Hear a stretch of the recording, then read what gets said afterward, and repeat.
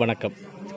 கோவை திருமலையாம்பாளையத்தில் உள்ள நேரு கல்லூரி வளாகத்தில் உள்ள விடுதியில் சக மாணவர்களை ராகிங் கொடுமை செய்து அடித்து துன்புறுத்தும் காட்சி இணையத்தில் பரவலாக வைரலாகி கொண்டிருக்கிறது.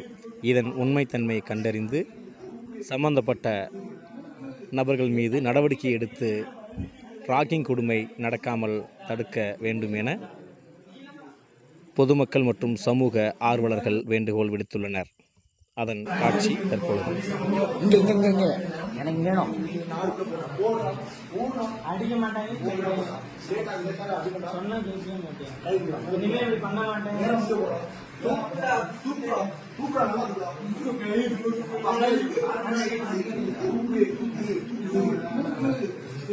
வீடு